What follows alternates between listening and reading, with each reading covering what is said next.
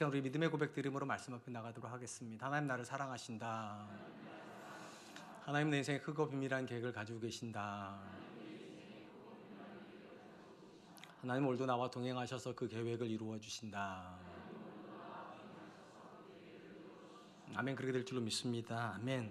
하나님께서 우리에게 주신 성경은 크게는 한 권이지만 그걸 두 개로 구분을 하면 구약 성경과 신약 성경으로 구분이 되고, 또 구약 성경은 39권의 책으로, 신약 성경은 27권의 책으로 해서 총 66권이 한 권으로 묶여져 있는 구조를 가지고 있습니다. 신약 성경 27권 책 중에서 신약 성경 전체를 끌고 가는 가장 대표적인 책을 꼽으라면 아마도 믿음으로 얻는 구원, 즉 이신칭의의 구원의 교리를 설명해 준 로마서가 가장 중요한 책의 역할을 할 것이고, 구약 성경 39권의 책을 끌고 가는 가장 중추적인 역할을 하는 것은 율법의 의미를 재해석해 준 신명기라고 생각할 수 있을 것입니다. 우리 성경의 신명기는 한자어이고요. 이 신자가 우리 생각하는 것처럼 새로운 신자를 써서 새로운 명령에 대한 기록이라는 뜻을 가지고 있는 것이 아니라 우리에게 익숙하지 않은 한자가 쓰여졌습니다. 되풀이 신자라는 것이 쓰여져서 되풀이 된 명령이라고 그렇게 이해하시면 좋을 것 같습니다. 이는 신명기 말씀이 새로운 율법을 주셔서 두 번째 율법에 대한 기록이 아니라 이미 주어진 율법을 재해석하는 그런 의미로서 율법이라고 이해하시면 좋을 것 같습니다. 하나님은 출애굽하고 나서 이스라엘에게 호렙산으로 가라고 하시고 거기서 1년 동안 이스라엘 백성의 영적인 삶의 지침이 되는 율법을 가르치셨고요. 율법을 가르치신 다음에 40년이 지난 시점에 다시 한번 이 율법을 가르쳐야 될 필요성이 있어서 이스라엘에게 이 율법을 재해석해 주시고 그 재해석한 기록이 신명기로 남아서 우리에게 전달이 된 것입니다. 오늘 저는 이제 오늘부터 시작해서 신명기 말씀을 통하여서 과거 세대가 아니라 지금 우리에게 주신 하나님의 음성을 듣는 그런 시간을 좀 가졌으면 좋겠다 생각을 합니다. 신명기는 모세가 이스라엘 백성에게 율법에 대해서 다시금 강의하는 장소에 대한 정보를 주면서부터 시작이 됩니다. 1장 1절입니다. 이는 모세가 요단 저쪽 숲 맞은편에 아라바 광야 곧 바란과 도벨과 라반과 하세롯과 디사합 사이에서 이스라엘 무리에게 선포한 말씀이니라. 모세가 이스라엘에게 다시 한번 율법에 대해서 설명하는 장소는 요단 저쪽 숲 맞은편 아라바 광야라고 되는데, 우리에게 친숙한 용어로 바꾸면 요단 동편 모압 평지라고 이해하시면 좋을 것 같습니다. 그리고 이곳에서 모세가 이스라엘에게 말씀했다라고 우리 성경은 장소에 대한 강조점을 가지고 번역을 했지만, 사실은 히브리어 원문 성경은 장소에 대한 강조점이 있지는 않습니다. 히브리어는 순서상으로 강조되는 말이 앞에 나오는 문법 구조를 가지고 있습니다. 그러면 신명기의 가장 앞에는 어떤 단어가 쓰였을까? 크게 두 단어가 강조점이 있습니다. 히브리어로 엘레 하데바람이라는 단어인데 이게 문자적으로는 이것이 하나님의 말씀이다, 이런 뜻입니다. 그러니까 우리 신명기 기록은요, 엄밀히 말하면 뭐가 강조점이 있는가? 하나님이 우리에게 직접 말씀하신 말씀이다. 이 말을 어디에 쓰느냐면 이렇게 이해하는 것이 정확하다는 것입니다. 유대인들은 신명기 맨 가장 앞에 나온 이 두 단어 엘레 하데바람을 신명기 책명으로 씁니다. 그러니까 우리는 신명기라고 읽지만 그들은 엘레 하데바람, 즉 하나님이 우리에게 말씀하셨다, 이렇게 읽는다는 것입니다.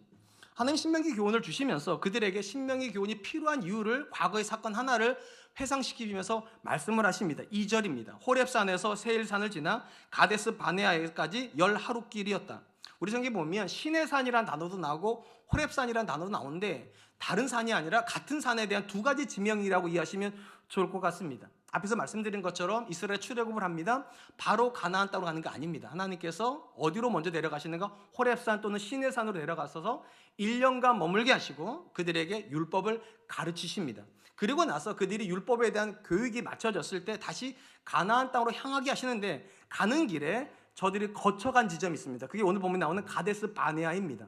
여기 왜 머물렀는가? 이 땅이 오아시스 지형이기 때문입니다. 그러니까 오아시스는 물이 있다는 뜻이기 때문에 물도 먹이고 또 쉬면서 왔던 길을 정비하고 앞으로 나아갈 것을 준비하기 위해서 거기서 멈춘 것인데, 여기서 이스라엘 역사에서 가장 중요한 결정을 하나 하게 됩니다. 가나안 땅에다가 12정탐꾼을 파송한 시점이 바로 이 지점입니다. 이 이야기는 우리가 다음 주에 살펴볼 건데요. 다만 오늘 본문에서 모세가 강조하는 것이 무엇인가? 호렙산에서부터 가데스 바네아까지 11일 길이었다는 거예요. 10하루를 걸어서 그들이 가데스 바네아에 도착했다. 이 정보가 처음으로 등장하는 거예요. 그러면 이게 왜 중요한가? 고대 사회에서 무역상들이 주로 이제 광야를 걸었단 말이에요. 또 여행국도 걸었는데, 그러면 하루에 대략 몇 킬로를 걸었는가? 자료를 보니까 24에서 25킬로를 걸었습니다. 그러면 11일 길이면 몇 킬로나 걸었을까? 대략 270킬로를 걸었습니다. 이게 왜 중요하냐?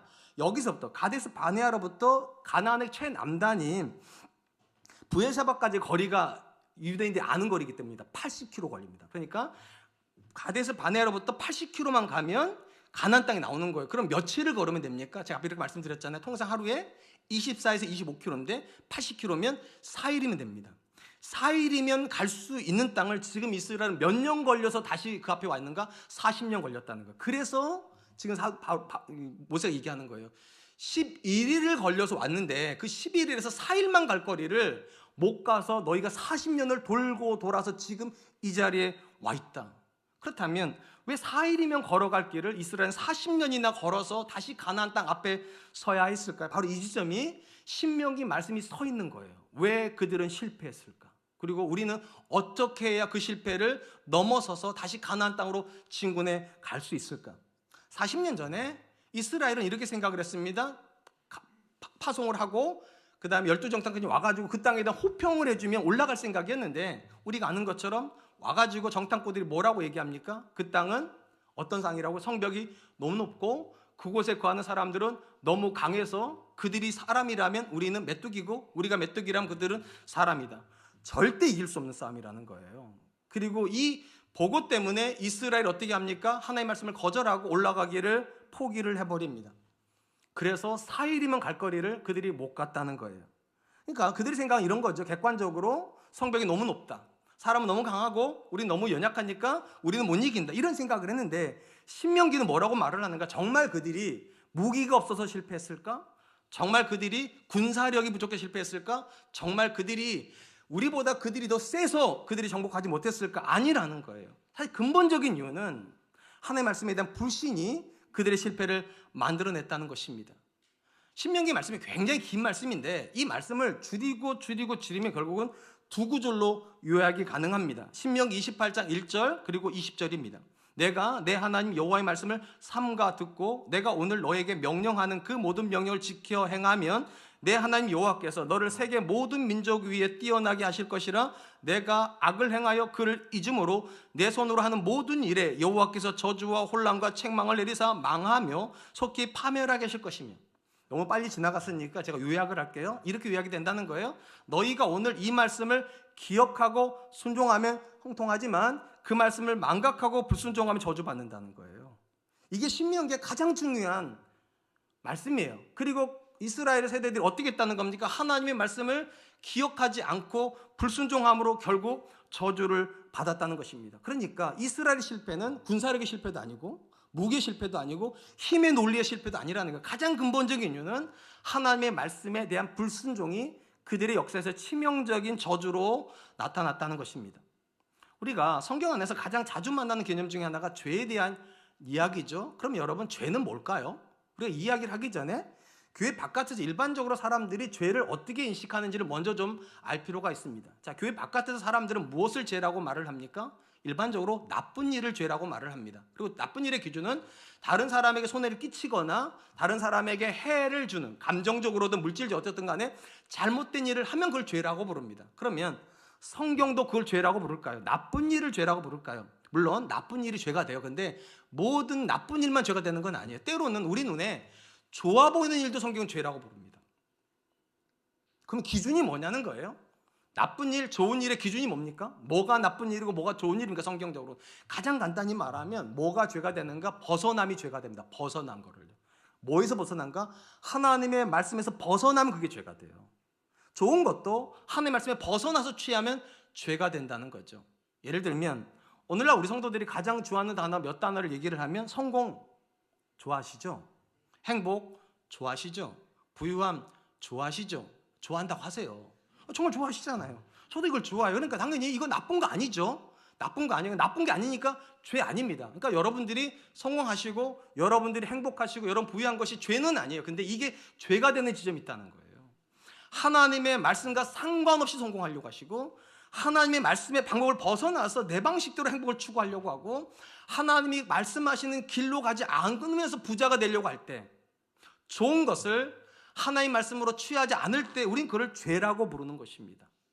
그러니까 하나님께서 우리에게 말씀하시는 모든 것들이 다 선하지만 그 선한 것을 내가 취하는 방식이 잘못되면 죄가 된다. 그다음 궁금한 건 이거죠. 예수 믿는 사람들이 왜 하나님 말씀 바깥에서 자꾸만 성공을 원하고 복을 원하고 그리고 부유함을 원하느냐는 거예요. 일단 가장 기본적으로 이렇게 생각하죠. 이 말씀대로 살아서는 내가 그것을 얻을 수 없다. 불신인 겁니다. 하나님 말씀대로 자녀 키우면 내 자녀는 좋은 대학교 못 간다. 하나님 말씀대로 살면 우리 부자 못 된다. 하나님 말씀대로 살면 나만 손해보지 행복해질 수 없다. 이 불신이 결국은 말씀의 길에서 벗어나게 만들어요. 근데 그것도 중요하지만 그 못지않게 우리 안에 또 하나의 생각이 하나가 있어요. 하나님의 말씀대로도 얼마든지 복을 받을 수 있긴 하지. 근데 이거는 너무 오래 걸리지. 얼마든지 하나님 말씀대로도 내 자녀 좋은 대학교 보낼 수 있지만 너무 오래 걸려요. 가장 빠른 방법은 학원에 있어요. 그러니까 주일 예배도 빼고 학원을 가야죠. 빨리 가고 싶으니까. 빠르게 얻고 싶으니까. 그러니까 이거는 또 다른 의미의 불신인 거예요. 믿기는 믿어요. 하나님 말씀대로도 잘 될 수 있지. 하나님 말씀대로 할 수 있지. 근데 내 생각이 훨씬 더 빠르지. 신명기가 하는 얘기가 뭡니까? 4일이면 갈 거리를 왜 40일이나 걸렸냐는 거예요. 그들은 더 빨리 가고 싶었고 더 쉽게 가고 싶었는데 하나님 말씀에 불순종함으로 오히려 더 멀리 돌아가 버렸다는 거예요. 신명기 교훈의 가장 중요한 건 이거예요. 어떤 길이 가장 빠른 길이고 어떤 길이 가장 안전한 길이냐는 겁니다. 어떻게 해야 우리는 우리 자녀를 더 잘 키울 수 있을까? 어떻게 하면 우리는 우리 가정이 더 행복한 길로 들어갈 수 있고 어떻게 하면 우리가 더 성공적인 삶을 살 수 있을까? 가장 간단히 말하면 여러분 생각이 틀렸다는 걸 인정하는 거예요. 내 생각이 가장 빠른 길은 아니에요. 내 생각이 가장 안전한 길은 아니에요. 때로는 가장 느려 보이지만 하나님의 말씀이 가장 빠른 길이고 하나님의 말씀이 가장 안전한 길입니다. 믿으십시오. 그러니까 모세가 지금 얘기하는 거예요. 호렙산에서 가데스 바네아까지 11일밖에 안 걸었고 거기서부터 4일이면 갈 거리를 너희 부모 세대가 왜 못 갔을까? 성벽의 문제가 아니다. 군사력의 문제가 아니다. 어떤 외적인 조건의 문제가 아니라 결국 믿음의 문제였다. 하나님의 길이 가장 안전하고 가장 빠르다는 믿음이 없으니까 그들이 올라가기를 포기해버렸다. 사랑하는 성도 여러분, 사람들이 교회 바깥에서 일반적으로 가장 강력하게 생각하는 것 중에 하나가 일반적인 생각에서 내가 나에 대해서 가장 잘 안다는 것입니다. 내가 나에 대해서 가장 잘 알기 때문에 나에 대한 결정을 누가 해야 된다고 생각하는가? 내가 해야 된다고 생각을 합니다. 그래서 일반적으로 성공학에서 뭐라고 말합니까? 너의 인생을 그들이 결정하게 하지 말라고. 왜냐? 그들은 너에 대해서 모른다고. 너의 가능성에 대해서 아는 건 너밖에 없으니까 네가 너를 믿고 네가 결정해라. 성공학 1장 1절 이렇게 되는 거잖아요. 일반적으로 세상 그래요. 그 어디에도 나보다 나를 잘하는 사람은 없잖아요. 내 역량에 대해서 나보다 더 정확하게 평가하는 사람이 어디 있겠다? 없지요. 그러니까 내가 내 인생을 결정하는 게 그들의 관점에서는 지혜이죠. 100% 맞습니다. 근데 이거를 교회 안으로 가져와 보죠. 그럼 교회 안에서도 과연 성경도 내가 나에 대해서 가장 잘한다고 말하냐는 거예요. 제가 일전에 이렇게 말씀드렸잖아요. 하나님께서 성경에 이렇게 말씀하시잖아요. 너희 머리털까지 다 세신 바 되신다고. 그때 제가 이런 말씀드렸잖아요. 우리 머리털이 몇 개 정도 된다고요? 대략 10만 개 정도 된다고. 저는 제 머리 이렇게 이고 샀는데도 10만 개인 줄 제가 몰랐다니까. 내 건데 내가 몰라요. 근데 그게 맞아요. 왜냐? 우린 피조물이잖아요. 피조물이 자기를 아는 게 더 많을까요? 창조주가 아는 게 더 많을까요? 창조주요. 그러니까 우리는 이렇게 믿어야 된다는 거죠. 내가 나보다 나를 더 잘할 수 없다는 거예요. 하나님이 더 잘하시니까. 그러니까 하나님이 더 잘하신다면, 앞에 제가 말씀드렸잖아요. 더 잘하는 사람이 결정해야 된다면 내 문제를 누가 결정해야 될까요? 하나님이 결정해야죠. 교회 바깥에서는 그들이 결정하는 게 맞다니까. 왜냐하면 그들에겐 하나님이 없어요. 그러니까 자기가 가장 잘한다 생각하니까 자기가 결정하지만 교회라고 하는 문화, 성경이라고 하는 문화 안에서는요, 생각이 바뀌어야 돼요. 나보다 하나님이 더 잘하신다면 내가 하나님의 뜻을 거절할 수 없죠. 그건 지혜가 아니잖아요. 더 많이 하는 사람이 결정해야 된다며요. 왜 성도가 순종해야 됩니까? 이 믿음이 있으니까요. 하나님이 나보다 나를 더 잘하신다고. 하나님이 나보다 내 자녀를 더 잘하신다고. 하나님이 나보다 내 배우자를 더 잘하신다고. 인생 살면 그게 달라지지 않습니까? 제가 벌써 제 아내랑 이제 햇수로 이제 30년째 살고 있는데 아직도 저는 한 여자의 마음을 다 이해를 못 하겠어요. 내가 사랑하고 내가 30년을 살았는데도 아직도 내가 모르겠어요. 저는 우리 아들들을 제 아들이라고 유전자 검사 안 했지만 확실히 알겠어요. 왜냐면 이게 하는 짓이 똑같아요, 저랑. 그러니까 분명히 제가 제일 잘할 거 아니겠어요. 그래서 제 생각대로 판단을 하지만 어김없이 생각 끝이 좀 달라요. 아니 내가 낳은 아이고 나를 닮았는데 내가 얘를 모르겠어요. 성경의 말씀이 맞다고 생각돼요. 머리털까지 세신 분은 내가 아니라 하나님이라면, 그러니까 이렇게 말하잖아요. 너희 길을 여호와께 맡기라. 이스라엘 왜 실패했다는 겁니까? 자기들이 더 잘한다 생각했다니까. 정탐꾼 보내놓고 그들의 생각이 더 정확하다 생각하니까 하나님 올라가라고 그러는데 그걸 못 올라가요. 그래서 실패했다는 거예요. 그러므로 여러분, 2026년에 여러분 인생의 실패는 다른 데 있지 않아요. 믿음의 실패예요. 하나님이 나보다 나를 더 잘하신다 믿으시면 그 하나님께 맡길 거예요. 근데 이 믿음이 안 들어오면 여러분의 잘난 경험이, 저와 여러분들의 잘난 지식이 결정할 거고, 결국은 우리는 그 결정 앞에서 계속적으로 슬픔을 경험할 겁니다. 전 저와 여러분들이 어리석은 사람 되지 않았으면 좋겠어요. 하나님이 여러분보다 더 많이 하십니다. 이 사실 믿으신다면 너희 길을 여호와께 맡기라는 명령 앞에 순종할 수 있기를 주님의 이름으로 축복합니다. 자, 한편 성경은 모세가 이스라엘에게 신명기의 말씀을 주는 때, 시점에 대해서도 밝힙니다. 3절입니다. 40째 해 11째 달 그 달 첫째 날에 모세가 이스라엘 자손에게 여호와께서 그들을 위하여 자기에게 주신 명령을 다 알렸으니. 자, 지리에 대한 정보를 줬고 이제는 때에 대한 정보인데, 때가 어때요? 40째 해다. 그럼 언제부터 40째 해냐는 거예요? 출애굽으로부터 시작해가지고 40번째 해에 드디어 하나님께서 이 말씀을 주셨다는 거예요. 그러면 왜 때에 대한 이야기를 할까? 이 40년이라는 숫자가 이스라엘에게 굉장히 의미 있는 숫자이기 때문입니다. 우리가 앞에서 살펴본 것처럼 이스라엘이 가데스 바네아에 가가지고 12정탐꾼 보냈잖아요. 그리고 그 복을 듣고 올라가기를 거절해서 불순종했을 때 하나님께서 뭐라고 말씀하셨는가? 민수기 14장 33절 34절입니다. 너희의 자녀들은 너희 반역한 죄를 지고 너희의 시체가 광야에서 소멸되기까지 40년을 광야에서 방황하는 자가 되리라. 너희는 그 땅을 정탐한 날수인 40일의 하루를 1년으로 쳐서 그 40년간 너희의 죄악을 담당할지니 너희는 그제서야 내가 싫어하면 어떻게 되는지를 알리라 하셨다 하라. 자, 이스라엘 불순종을 결정을 해 하나님께서 그 부모 세대한테 40일을 정탐한 날에 하루를 1년으로 한해서 40년 동안 너희는 다 소멸될 거라고. 너희 자녀들은 그 너희들이 소멸되는 시간 동안 계속 방황할 것이고, 그 40년이 끝나는 지점에 너희가 잡힐 거라고 말했던 너희 자녀가 가나안 땅을 정복하는 기적을 경험하게 될 거라고. 그러니까 지금 모세 앞에서 이 신명기 말씀을 다시 듣고 있는 세대는 출애굽 1세대가 아닌 거죠. 40년 동안 다 죽고 자녀 세대가 지금 다 커가지고 그 앞에 서 있는 거예요. 그러니까 모세가 다시 말해야 되는 거예요. 40년 전에는 부모 세대에게 말을 했다면 이제는 그 자녀 세대가 다시 하나님의 말씀을 들어야 될 나이가 돼버린 거죠. 그래서 다시 너희에게 내가 이 말을 전하게 되는 거다, 이렇게 말씀하시는 것입니다. 우리가 서론에서 그런 얘기를 드렸어요. 신명기의 신자는 새로운 신자가 아니라고. 그러니까 부모 세대가 들었던 말씀과 전혀 다른 말씀을 하는 게 아니라 같은 말을 부모에게도 했고 이제 자녀에게 하는 의미에서 되풀이 신자 쓴다고. 그래서 신명기라고 말씀을 드렸습니다. 그러면 생각할 때 부모 세대와 자녀 세대가 같은 말을 들었다 그러면 이 말씀의 무게가 같을까요? 같은 말이기 때문에. 우리가 똑같은 얘기를 듣지만 어떤 분은 지금 졸고 계세요.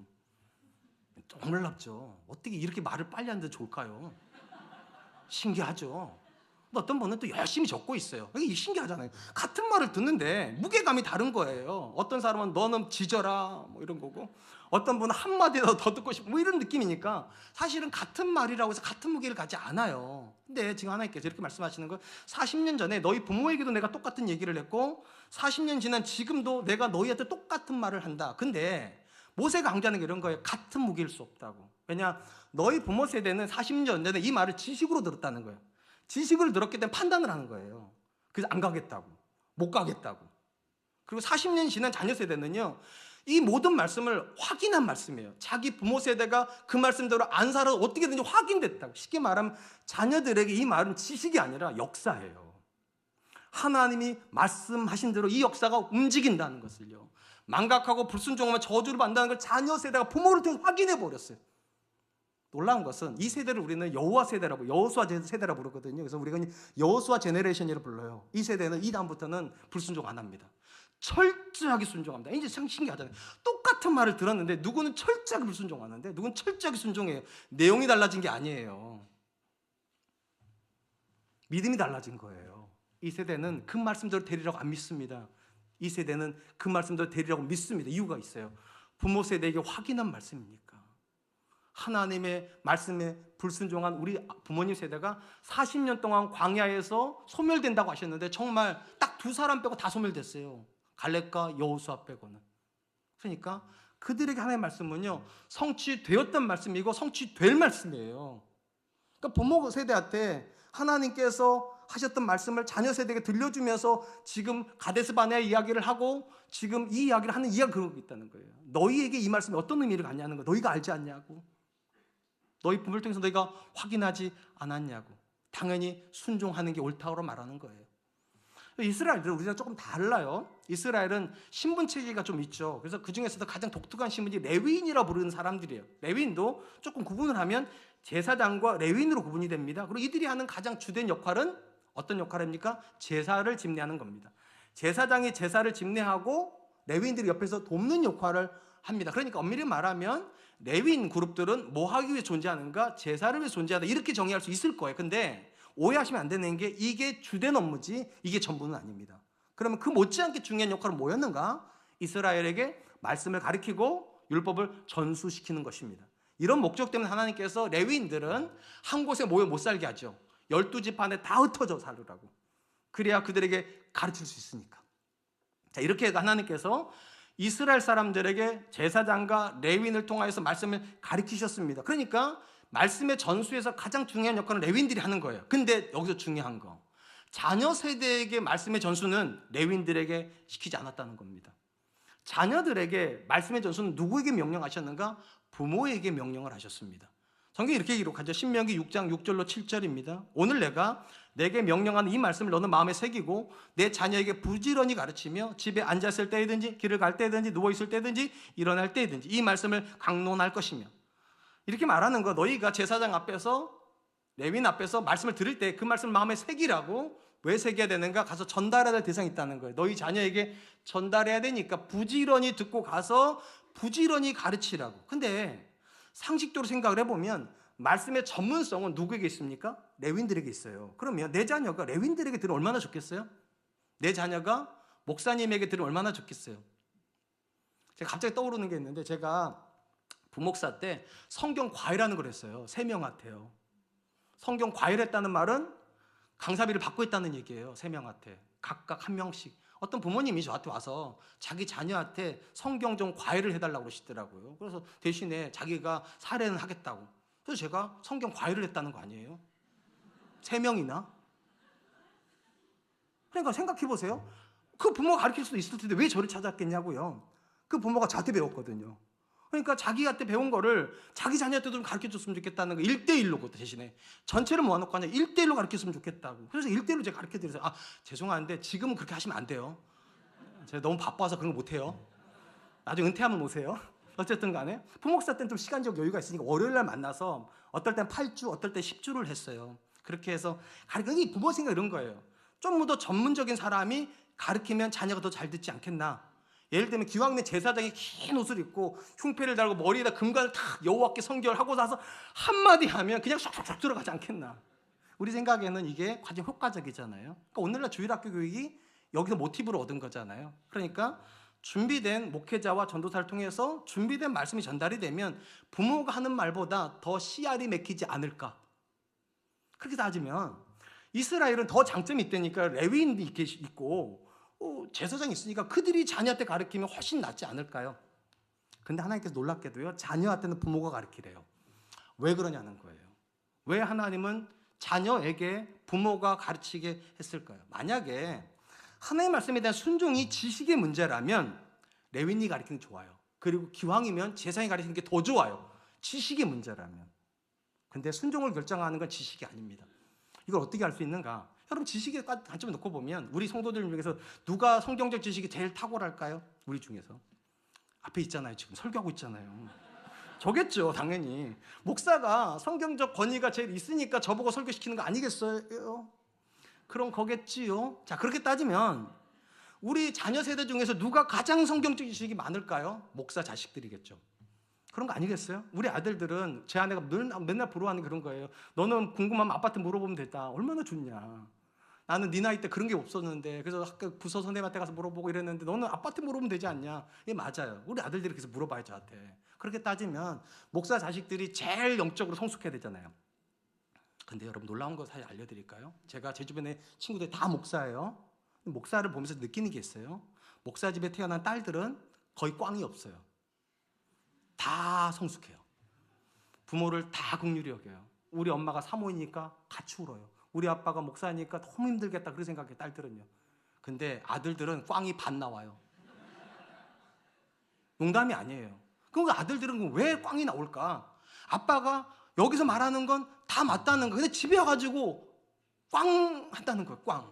그러니까 믿을 수가 없는 거예요. 지식은 잘 전달이 되는데 도대체 우리 아빠는 왜 저러지?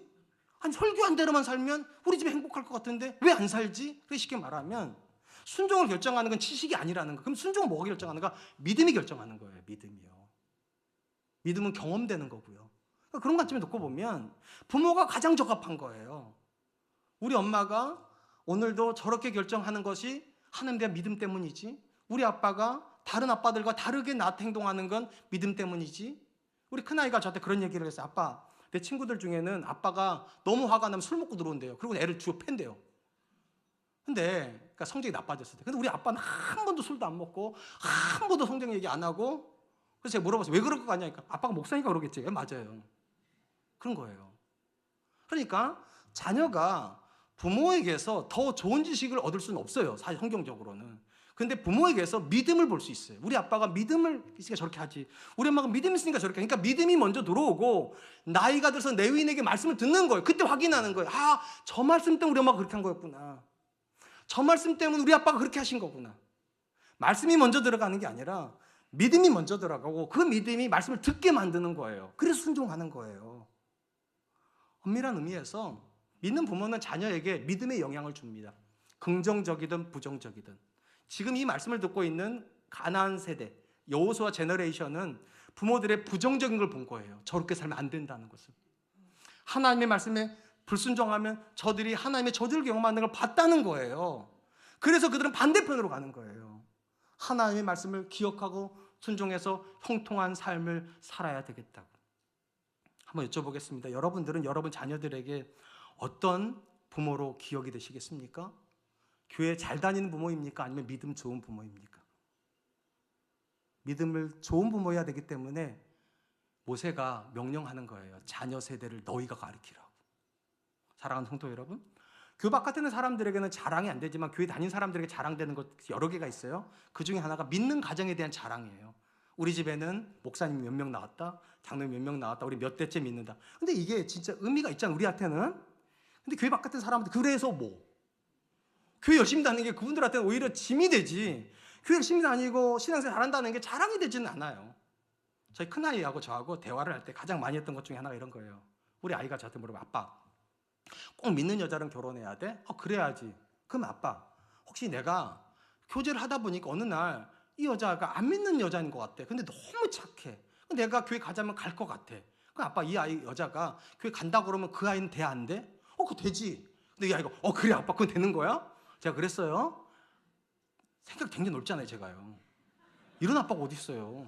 자, 그 다음 얘기했어요. 근데 그 다음 얘기는 잘 들어봐. 자, 그 집 아이가 그 아이만 믿어. 그 아빠만 안 믿어. 근데 이제 상견례 자리야. 아빠가 담임 목사로 가. 그 아빠는 안 믿어. 그럼 그분이 나를 볼 때 목사인 걸 좋아할까 싫어할까? 싫어하겠지. 자, 그러면 이야기를 바꿔서 자, 나는 담임 목사가 여전하고 너가 사귀는 친구가 아빠가 장로님이거나 아빠가 권사님이면 그분이 내가 가면 좋아할까 싫어할까? 엄청 좋아하지. 그치? 그럼 어느 결혼을 해야 돼? 그러네. 쉽게 말을 하면 모든 사람에게 신앙이 같은 가치를 갖는 건 아니라는 얘기예요. 분명한 건 믿는 사람에게 믿음은 가치가 있는 거예요. 근데 모든 믿음이 같은 가치를 갖는다 생각하면 안 돼요. 교회 다니는 부모들 중에서 탈선한 자녀가 왜 나옵니까? 똑같은 믿음인데 어떤 믿음은 역사하는 능력이 있는데 어떤 믿음은 아무것도 아니라는 거예요. 예수 믿으면 뭐해? 아빠가 저렇게 사는데. 예수 믿으면 왜? 엄마가 저렇게 하는데. 맨날 예수님 하긴 하지만 하는 모든 결과물은 항상 성적, 대학교, 성공 그런 얘기밖에 안 하면 자녀가 뭐라고 말하겠어요? 아무 소용없네. 예수 믿어도 아무 소용없네. 부모에게서 자녀가 지식을 전수받는다 생각하시면 안 돼요. 그러니까 부모가 자녀를 교회 데려왔으니까 신앙이 전수되었다, 착각입니다. 지식을 전수하신 것이지 그거는 신앙을 전수하신 게 아니에요. 그러면 뭐가 신앙 전수입니까? 믿음이 전수되는 거예요. 그 믿음은 삶이에요. 우리 아빠가 예수 믿으니까 저렇게 살지, 우리 엄마가 예수 믿으니까 나 때 이렇게 하지, 그 고백이 없으면 자녀가 이 말씀 못 읽어요. 읽을 때마다 이렇게 있는데 우리 아빠는 왜 저 모양이야? 이런데 왜 우리만 저랬어? 이럴 거니까. 그럼 엄마 아빠가 안 믿는데 내가 왜 믿어야 돼요? 그래서 성경이 말하는 거예요. 부모 세대가 믿음을 자녀에게 전수하고 레위인과 제사장이 그들에게 말씀을 진리로 전문적으로 가르치는 겁니다. 전 저와 여러분들 안에서 이 믿음의 고백이 있었으면 좋겠어요. 나는 내 자녀에게 지식이 아니라 믿음을 전수하겠다, 이런 은혜가 있기를 축복합니다. 자, 마지막으로 모세는 출애굽 세대 자녀들에게 신명기의 말씀을 전달하는 또 다른 관점에 대해서 이야기를 합니다. 4절입니다. 그때는 모세가 헤스본에 거주하는 아모리 왕 시온을 쳐 죽이고 아들에 의해서 아스다롯에 거주하는 바산 왕 옥을 쳐 죽이노라. 자, 앞에서 그때는 40년이었어요. 40년째인데 여긴 또 다른 그때예요. 이때는 무슨 말인가 하면 앞에 그때는 부모 기점에서 40년째라면 여기 그때는 자녀의 관점에서 이때가 있는데 어떤 때냐? 그들이 헤스본에서 아모리 왕 시온을 죽이고 아스다롯에서 바산을 죽인 이후에, 쉽게 말하면 부모 세대하고 전혀 다른 관점에서 너희가 지금 이 말씀을 듣고 있다는 거예요. 그럼 이게 왜 중요한가? 이스라엘의 40년 끝, 광야가 끝나갈 때쯤에 어디로 진입하게 되는가? 요단강 동편 땅으로 진입하게 됩니다. 이 요단강 동편 땅에서 대각선으로 바라보면 가나안 땅이 보여요. 그러니까 쉽게 말하면 하나님께서 가나안 땅을 보여주시면서 이 말씀을 주신다는 거예요. 이렇게 아무리 설명해봐야 백문이 불여일견이라고, 이스라엘 땅을 가봐야 이게 실감이 돼요. 그래서 다음에 저희가 성지순례 갈 때 꼭 오세요. 봐야 돼요. 이게 왜 이쪽으로 인도하셨는지 바로 보여요. 바로 요단강을 사이에 두고 대각선으로 보인단 말이에요. 거기다가 데려다 놓고 하나님께서 말씀하시려고 그러는데 이 요단강으로 진입을 해야 되는데 이걸 막은 두 왕이 있다는 거예요. 그게 누구냐? 아모리 왕 시온하고 바산 왕 옥이라는 겁니다. 이 두 왕과 치른 전투는요, 가나안으로 진입하는 여정에서 막바지 치른 전쟁이기 때문에 의미가 있어요. 어떤 의미인가? 가나안 전투의 전초전이에요. 이들과 치르는 전투가 결국은 가나안 전투의 시작이라는 얘기예요. 그리고 중요한 거, 이스라엘의 발길을 맡고 있는 이 두 사람은 다 왕이라고 되어 있습니다. 자, 왕이라는 단어는 뭐가 기본 전제입니까? 국가가 기본 전제입니까? 국가가 있어요? 그래, 왕이 있어요. 그럼 또 국가가 있다는 건 뭐가 있다는 겁니까? 군대가 있다는 얘기예요. 이 사람들에게는 국가도 있고 군대도 있어요. 군대가 있다는 건 무기도 있다는 뜻이겠죠. 상대적으로 이스라엘은 여전히 광야 민족이에요. 광야는 어떤 땅입니까? 모래바람이 날아다니는 땅이에요. 흙먼지가 날아다니는, 그러니 거기에 있는 나무가 별로 없어요. 다 푸석푸석한 나무가. 그러면 쉽게 말하면 무기를 만들 수 있습니까? 없습니까? 무기가 없습니다. 근데 이 두 나라가 지금 무기를 들고 군대와 함께 이스라엘을 공격하러 온 거예요. 민수기 기록을 놓고 보면 아모리 왕 시온은요, 연약한 군대를 가지고 있지 않습니다. 모압 사람들과 싸워서 땅을 쟁취한 나라예요. 모압은 전통적으로 요단 동편의 강국이에요. 근데 아모리 왕 시온이 그 나라를 이길 정도니까 막강한 군사를 가지고 있고, 막강한 군사가 있으니까 자신 있게 이스라엘 치러 왔다는 거예요. 근데 그 전쟁에서 누가 이겼다는 겁니까? 이스라엘이 이겼다는 거예요. 그리고 그 땅을 누가 차지하는가? 훗날 루벤과 가츠판이 차지합니다. 자, 이렇게 해가지고 거기서 이스라엘 승리한 다음에 그 다음 북쪽으로 또 올라가요. 요단강을 끼고 북쪽으로 올라가는데 그게 뭐냐? 바산 땅으로 올라갑니다. 그리고 그때 바산 왕 옥이 전쟁하려고 다시 쳐들어옵니다. 그때 하나님께서 뭐라고 말씀하시는가? 민수기 21장 34, 35절입니다.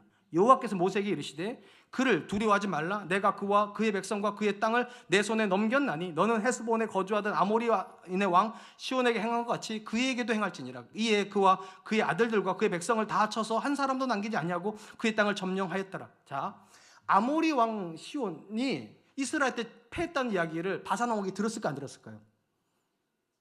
좀 말할 때 대답하세요. 들었겠죠. 가까운 지역이니까. 자, 그러면 이렇게 생각하겠죠. 아모리 왕 시온은 방심해서 졌다면 우린 절대로 방심 안 하지. 철저하게 준비하겠죠. 철저하게. 그러니까 왕이고 군대 있고 무기 있는 사람이 철저하게 준비했으면 이거 어떻게 이겨요? 방심할 때나 이기는 거지. 그래서 놀랍게도 하나님께서요, 아모리 왕 시온과 전투할 때 이 말을 안 하시다가 바산 왕한테 얘기할 때 뭐라고 말씀하시는가?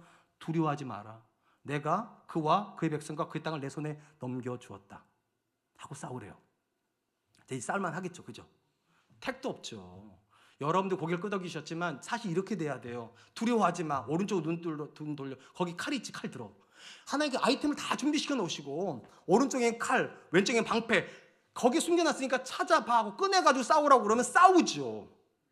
근데 하나님께서 하신 말씀이 뭡니까? 아무것도 안 주시고 산다는 소리가 그와 그의 백성과 그의 땅을 너에게 넘겨줬으니까 칼도 없는데 싸워. 군대도 없는데 싸워. 무기도 없는데 싸워. 누가 싸워요? 웬만하면 내가 1부, 2부 하고 왔다니까요 지금요. 1부, 2부 때는 이거 다 고개를 끄덕이시는데 2, 3부는 강박해요. 농담입니다. 잘 들어보세요. 지금 이게 애들이 게임을 할 때요 아이템전이라는 걸 해요. 무기가 없는데 열심히 하면 아이템이 막 나와요. 칼 나와서 칼 들고 싸우는 거고 창 들고 칼도 싸우는데 하나님도 얼마든지 그러시면 되는 거 아니에요? 바사나왕이 너무 강하니까 야 두려워할 거 없어. 오른쪽 숲길에 가보면 내가 다 칼 준비해놨어. 왼쪽 저 앞에 가보면 니네들 걱정하는 거 다 알고 내가 방패도 다 준비해놨어. 그리고 천군 천사가 와서 도와. 그러니까 다 보이지 않냐 싸워라 이러면 좋을 텐데 하나님 뭐라고 말씀하시는가? 두려워하지 말고 믿고 가서 싸우래요. 싸울 수 있으시겠어요? 근데 이미 이 자녀 세대는요 안 올라가서 죽은 부모 세대를 봤거든요. 안 올라가서 죽은 걸 이래 죽으나 저래 죽으나 기왕이면 한번 믿고 가야죠. 또 믿고 갔는데 놀랍게도 그들이 그 싸움에서 이깁니다. 그리고 그 땅을 나중에 훗날 므낫세 반지파에게 줍니다. 여러분 민수기의 이 첫 대목은요 기가 막히게 부모 세대의 실패와 자녀 세대의 성공을 돕고서 그때라는 대목으로 그때 이들은 실패했고 그때 너희는 성공했다. 이 기반 위에서 주어지는 거예요. 이게 왜 중요한가? 그럼 왜 이때는 실패하고 이때 성공했냐는 거예요. 뭐가 달라졌을까요? 사실은 과거의 40년의 부모 세대는 광야 세대고 이 자녀들도 광야 세대예요. 과거에 그들도 나라가 아니었고 이들도 나라가 아니에요. 과거의 부모들도 무기가 없었고 이들도 무기가 없는데 이들은 실패했는데 이들은 성공해요. 뭐가 차이가 있냐? 여기에 영적인 비기밀이 있다는 거 모세가 하는 얘기가. 너희 부모 세대와 너희는 아무것도 다르지 않다고. 딱 하나가만 달랐을 뿐이라고. 그들은 못 믿었고 너희는 믿었다고. 하나님이 그와 그의 백성과 그의 땅을 너에게 주셨다는 것을 이들은 못 믿어서 못 올라간 거고 너희는 믿어서 싸운 거고 그리고 너희는 이겼고 이들은 졌다고. 그러니까 신명기에서 가장 중요한 건 무기의 문제가 아닙니다. 어떤 환경의 문제도 아닙니다. 어떤 상황의 문제도 아닙니다. 믿느냐 못 믿느냐의 문제인 거예요. 지난 주간에 어느 날 제 아내가 저한테 와서 이런 얘기를 하는 거예요. 잠자려고 하는데 여보 당신 둘째 아들이 너무 힘들어요. 그래서 뭐가 그렇게 힘들대? 그랬더니 자기 인생에 길이 안 보인대. 제가 그 얘기를 듣는데 참 마음이 먹먹하더라고요. 그러면서 한다는 얘기가 여보 당신 담임 목사잖아. 그러니까 가서 좀 얘기 좀 해주면 안 돼? 그래서 제가 그랬어요. 여보 담임 목사라고 다 하는 게 아니야. 나도 너무 힘들어. 나도 길이 없어서 답답해 죽겠는데 답답한 나하고 답답한 아들이 앉아가지고 뭐 장탄식을 할까? 그러니까 당신은 애 앞에서 울어줄 수도 있고 떠들어주면서 괜찮아 힘이나 괜찮아 이럴 수도 있지만 나는 우리 아들 만나면 일단 화부터 난다고. 왜 그걸 못 들고 갈까 막 이런. 근데 나도 못 찾거든요 사실. 그러니까 제가 아내한테 그랬어요. 여보 내가 말한다고 답이 없어. 그러니까 당신이 가서 만나주고 당신이 위로하고 당신이 울어주면 그 아이가 어느 정도 괜찮을 거야. 이러고 넘어갔어요. 근데 안타깝게도 어저께 제 아들하고 제가 꼼짝없이 1시간 반을 대화할 수밖에 없는 상황에 놓였어요. 우리 아들이 저한테 물어보더라고요. 아빠 안 힘들어? 저한테 물어보더라고요. 제가 그래서 아빠 힘들어. 진짜 힘들어. 그리고 내가 엄마한테 네 얘기 듣고서 네가 힘들다는 거 아빠가 들었어. 근데 아빠가 해줄 말 아무것도 없어서 외면했던 거야. 근데 아빠가 30대 때부터 지금까지 한 날도 길이 있다고 느껴진 적이 없어. 사실 지금도 사실은 전 너무 막막하거든요. 목회를 어떻게 해야 될지. 아무리 금요일에 오라고 안 오실 거거든요, 여러분들이요. 아무리 뭐 하자고도 안 하실 거거든요. 나는 너무 답답한 성도들과 있기 때문에 길이 안 보이고 좌절스럽고 절망스럽고. 그래서 아빠는 매 순간이 너무 힘들어. 우리 아이가 그러더라고요. 아빠 어떻게 이겼어? 그러더라고요. 그래서 제가 그랬어요. 희민아, 아빠가 뭔가를 알아서 이끌어온 게 아니야. 아무것도 없고 아무것도 기댈 데가 없어서 할 수 있는 게 믿는 것밖에 없어서 믿기만 했어. 아빠 그냥 길이 있어서 온 게 아니라 그냥 믿고 왔는데 어느 깨닫게 됐다고. 믿음이 길이라는 것을. 이게 참 제가 놀라운 이야기예요. 내가 우리 아이한테 너 이렇게 하면 돼 이렇게 말해주면 너무 쉽잖아요. 이렇게 하면 되는데 제가 그렇게 해줄 게 아무것도 없어요. 제가 우리 아이 인생 어떻게 알겠어요. 저는 제가 이렇게 고생을 하면 저는 우리 아들들은 좀 편하게 살 줄 알았어요. 근데 우리 아들도 춥겠대. 그러면 손주 때는 괜찮을까요? 근데 그것도 아닌 것 같아요. 그러니까 어쨌든 인생은 너무 피곤하고 너무 고통스럽고 너무 절망스럽고 길은 하나도 없는데 우리 아이가 저한테 물어봐요. 아빠 그럼 어떻게 살아? 어떻게 해? 그래서 그랬어요. 희민아 그냥 믿어. 하나님이 너의 인생에 계시다는 것을. 그리고 네가 할 수 있는 게 아무것도 없으니까 하나님 믿고 앞으로 가. 어느 날 깨닫게 될 거야. 길이 있어서 길이 된 게 아니라 믿음이 길이 된다는 것을. 그때 우리 아이가 고개를 끄덕끄덕 하더라고요. 제가 잘했나 봐요. 근데 제가 답을 몰라요. 아직도 여전히 몰라요. 목사님이니까 이렇게 얘기한다 생각하지 마세요. 저도 너무 힘들어요, 사실 인생이요. 근데 깨달은 게 있어요. 왜 하나님께서 내가 곧 길이라고 말씀하셨을까? 우리 중에 길을 가지고 걸어가는 사람이 없기 때문이에요, 사실은요. 하나님이 길이라고 믿고 가다 보니까 길이 있었던 거죠. 그러니까 엄밀히 말하면 길이 없는 게 길인 거예요. 길이 있었으면 그렇게 기도하시겠어요? 길이 있으면 그렇게 하나님 붙잡겠냐고. 길이 없으니까 하나님 붙잡았던데 어느 날 보니까 그게 길이 된 거죠. 제가 해줄 수 있는 말이 그거밖에 없더라고요. 제가 그래 말했어요. 아빠가 많이 못 도와줘서 미안해. 근데 하나님이 길이시니까 믿고 가. 절망스러우면 더 열심히 믿어. 그러면 하나님이 길을 여실 거야. 사랑하는 성도 여러분, 구약을 연구하는 학자들이 이스라엘 전쟁을 뭐라고 요약한 줄 아세요? 이스라엘 전쟁을 읽지 않아요. 여호와의 전쟁이라고 읽어요. 여호와의 전쟁. 쉽게 말하면 하나님이 싸워주시는 인생이 이스라엘이라는 거예요. 하나님이 싸워주셔야 이기는 인생이라고. 전 지금도 똑같다고 생각합니다. 여러분, 하나님께서 저와 여러분 인생 가운데 갖다 놓은 문제가 만만한 문제가 있습니까? 저는 하나도 없다 생각해요. 모든 순간이 힘들어요. 모든 순간이 절망스럽고. 하나님 왜 그러실까 도대체? 왜 우리한테 좀 만만한 싸움 좀 하게 하고 이길 만한 싸움 좀 하게 하고 왜 그렇게 이길 수 없는 싸움은 계속 갖다 붙이냐는 거예요. 여전히 똑같은 진리 앞에 서야 되기 때문에 여호와의 전쟁이요. 나의 전쟁이라면 믿음이 필요치 않아요. 내가 만만하다 그러면 기도 그렇게 간절할 필요가 없어요. 근데 하나님은 우리한테 명령하는 게 뭐냐? 네 싸움 아니라고. 내가 싸워줘야 이기는 싸움이라고. 너의 자녀가 길을 찾는 게 아니라고. 내가 그 자녀에게 길이 되어줘야 된다고. 그러려면 딱 하나밖에 없어요. 하나님 붙잡고 믿음으로 순종하는 길밖에. 올라가라고 하면 올라가야 돼요. 멈추라고 하면 멈춰야 돼요. 왜냐? 내 실력을 못 산다니까요. 이 말씀 앞에서 우리가 내리는 결정 딱 하나인 거예요. 하나님, 내가 내 인생의 길일 수 없습니다. 내가 내 자녀에게 길이 될 수 없습니다. 하나님만 길이십니다. 그렇기 때문에 하나님께서 오늘도 말씀하시면 저는 순종합니다. 그러면서 경험하는 거예요. 믿음이 길이 되는구나. 사랑하는 성도 여러분, 이제 말씀을 맺으려고 합니다. 오늘 우리는 신명기 서론에 대한 이야기를 했고요. 이 서론에서 우리는 믿음과 관련된 세 가지 교훈을 찾아보았습니다. 첫 번째, 하나님의 말씀에 순종하는 것이 가장 빠르다는 믿음이에요. 내 방법 분명히 있어요. 내 생각이 있는데 그 생각 때문에 이스라엘은 4일 올라갈 길을 40년 걸렸다니까요. 하나님의 말씀이 가장 빠르다는 믿음 가지세요. 두 번째, 지식이 순종을 결정하지 않습니다. 믿음이 순종을 결정합니다. 그리고 그 믿음은 부모가 자녀에게 물려주는 겁니다. 신앙의 전수는 지식을 전수하는 게 아니에요. 믿음을 전수하는 거예요. 그러니까 오늘 믿음으로 사세요. 마지막 세 번째, 하나님께 우리에게 주신 모든 문제는요, 근본적으로 여러분이 푸는 문제가 아니에요. 여호와의 전쟁이라고. 하나님이 싸워주실 것이고 하나님이 너한테 주셨던 이 믿음을 가지고 오늘도 순종하면서 앞으로 가라고. 그리고 기적을 만나는 거라고. 2026년에 여러분 인생에 많은 문제가 있겠지만 내 문제로 여기지 마세요. 이것은 하나님이 주시는 문제고 하나님이 싸워주실 문제입니다. 그 믿음이 있다면 올해 순종하세요. 그리고 올해 더 하나님과 가까워질 수 있기를 주님의 이름으로 축복합니다.